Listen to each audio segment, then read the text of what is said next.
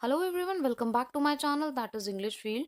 और आपको पता है, आपकी रिक्वेस्ट पे गैल्स वर्दी की सीरीज़ स्टार्ट की गई है जिसमें प्लेस के क्वेश्चंस प्लस आपकी क्वेश्चन सीरीज़ भी है। अब आपकी रिक्वेस्ट आ रही थी कि मैम जो मोस्ट इंपॉर्टेंट क्वेश्चंस हैं उनमें से शॉर्टलिस्ट करके एक अलग से वीडियो डालिए जिसको हम बिल्कुल इग्नोर नहीं कर सकते हैं, so at the time of examination और व्हेनेवर हम उसको सुन सकें। तो मैंने एक लिस्ट प्रिपेयर की है, so without wasting any time let's see what are these important questions. So let's see our first question. Galsworthy began his literary career as 2005 में ऑलरेडी ये क्वेश्चन आ चुका है। और गैल्सवर्दी ने जो अपना लिटरेरी करियर है वो किस रूप में स्टार्ट किया, as a novelist, journalist, dramatist या पोएट। ये क्वेश्चन बहुत ही इम्पॉर्टेंट क्वेश्चन है। तो उन्होंने एज अ नॉवेलिस्ट स्टार्ट किया था। Okay, so as a novelist, C is the correct answer. Next, Galsworthy belongs to 2009 में क्वेश्चन आ चुका है। क्वेश्चन बहुत इंपॉर्टेंट है और ये किस सेंचुरी से कौन सा राइटर बिलोंग करता है, सिर्फ इसी के लिए नहीं, जितने भी राइटर्स हैं उनका आपको पता होना चाहिए। इसी को कहते हैं minute study and smart work.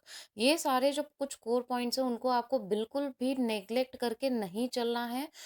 चाहे तो आप अलग से सेपरेटली इसके एक नोट्स प्रिपेयर कर लीजिए।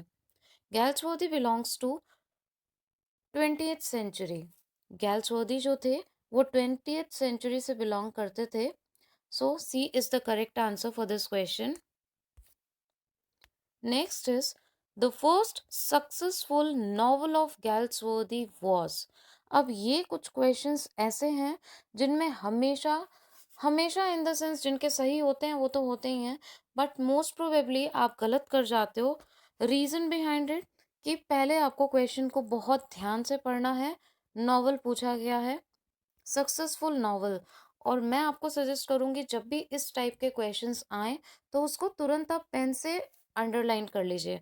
हाइलाइटर इज नॉट अलाउड, तो आप पेन से तुरंत उसको अंडरलाइन कर लो कि this is the main point which is asked in the question. तो first successful novel of Galsworthy was man of property, silver box. अब इसमें सिल्वर बॉक्स दिया हुआ है आपको कंफ्यूज करने के लिए, ओके।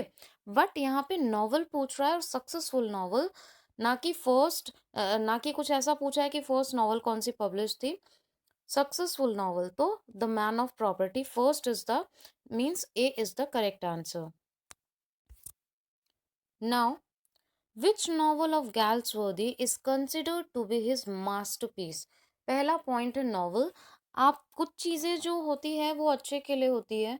अगर हम थोड़ी बहुत हैबिट्स अपने अंदर डाल लें तो उन चीज़ों से आपका जो प्रिपरेशन है या फिर अटेम्प्ट करने का जो तरीका है पेपर का, उसमें जो छोटी छोटी माइनर मिस्टेक्स हम कर देते हैं वो कभी नहीं होती। ठीक है, मे बी अभी सुनने में आपको लगे but this is the fact. जल्दी जल्दी में हम इन चीज़ों को इग्नोर करके and by mistake with silly mistakes answer हमारे गलत हो जाते हैं। इसलिए इन जो हैबिट्स हैं इनको जरूर डेवलप करना चाहिए। Which novel of Galsworthy is considered to be his masterpiece? Novel and masterpiece. Masterpiece की बात की गई है, ठीक है। Pigeon, Flowering Violinist, Alan Farsi's Indian Summer of a Foresight. Obviously, Indian Summer of a Foresight is the correct answer क्योंकि masterpiece पूछा है और masterpiece उनके इन्हीं में से हैं। So, Indian Summer Sight. Next, Galsworthy's work that earned him name and fame. Name fame बहुत सारे वर्क से उनको मिला था, ठीक है।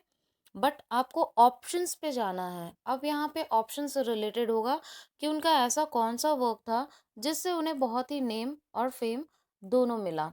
तो आप देखिए, मैन ऑफ प्रॉपर्टी भी आपको दिया गया कंफ्यूज करने के लिए, बट जहाँ पे भी आपको दिखे फोरसाइट सागा तो हमेशा आपको उसी के साथ में जाना है। So Forsyte Saga is the correct answer. Confuse होने की ज़रूरत ही नहीं है क्योंकि ये जो इंटरल्यूड्स हैं और ये सारी चीज़ें अगर किसी ऑप्शन में आती हैं सॉरी, तो आप इसी के साथ में जाएंगे और बाकी ऑप्शंस को एलिमिनेट कर देंगे। Now, in which year Galsworthy refused the offer of a knighthood?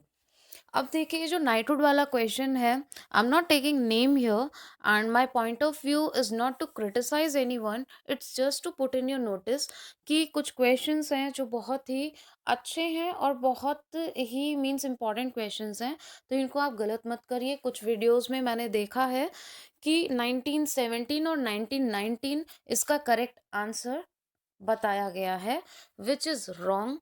इसलिए हमेशा आंसर्स को ज़रूर क्रॉस चेक करिए। नाइटहुड जो अवार्ड है उन्होंने रिफ्यूज़ किया था 1918 में। So here B is the correct answer, that is 1918। 1918 इसका करेक्ट आंसर होगा। अगेन आई एम सेइंग, इससे भी आप इसको लर्न कर सकते हैं। नाइटहुड, नाइट में आपको 8 का साउंड आ रहा होगा, तो 1918। ट्रिक आप कुछ भी बना सकते हैं, बस आपका माइंड उसको कैसे कैप्चर करता है वो आपको पता होना चाहिए। Which is Galsworthy's first play.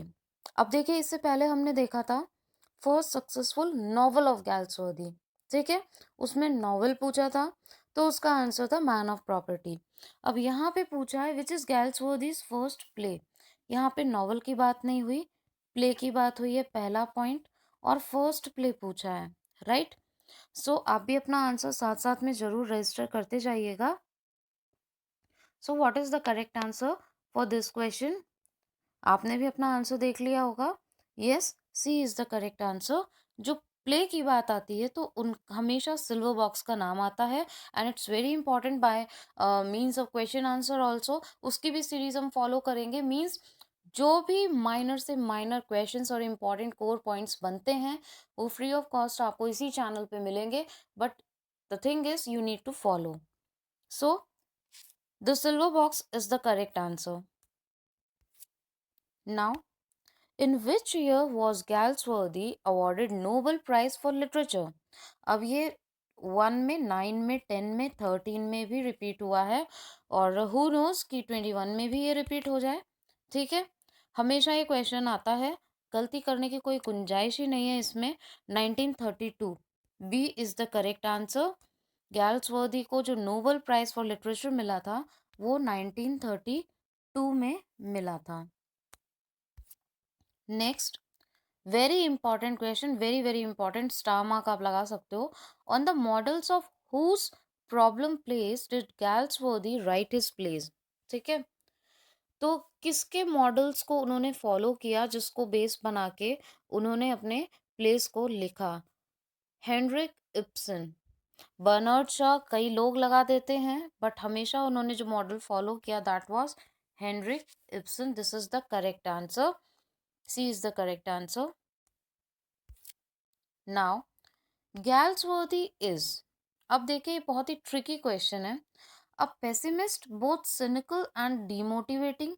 तो पहले क्वेश्चंस को आप एलिमिनेट करना सीखो कि क्वेश्चंस को एलिमिनेट कैसे करते हैं, बिकॉज ऑप्शंस होते हैं, तो elimination is very important.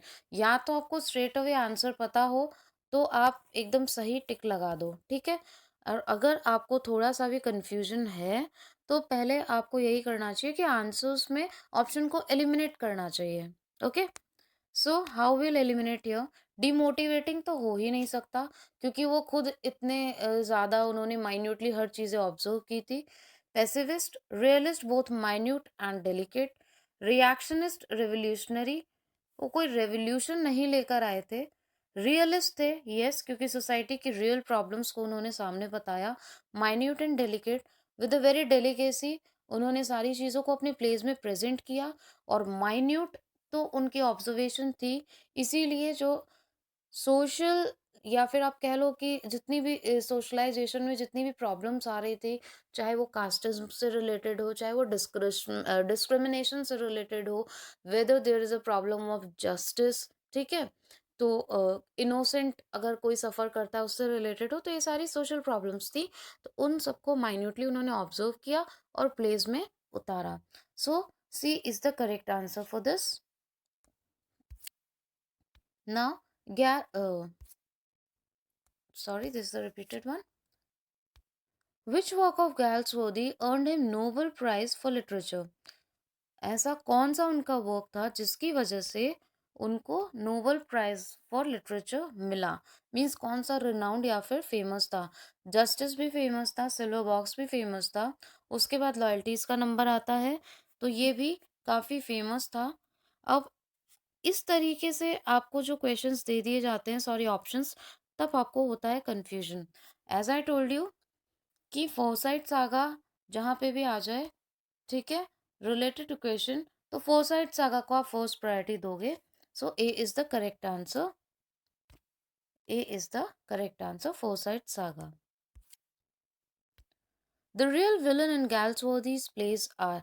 Real villain means किसको वो बहुत ज़्यादा क्रिटिसाइज करते थे या फिर उसको अच्छा नहीं मानते थे, उसकी बुराइयों को उन्होंने बताया।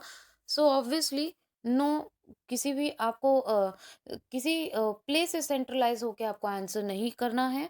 किसी प्ले को या फिर किसी नॉवल को बेस बना के, किसी कैरेक्टर को बेस बना के आंसर नहीं करना। ऑल ओवर आपको आंसर देना होता है, क्योंकि क्वेश्चन में भी इंडिविजुअल कुछ नहीं पूछा। तो social levels, this is the correct answer. उन्होंने सोशल लेवल्स उनके जो रियल विलन का काम किया।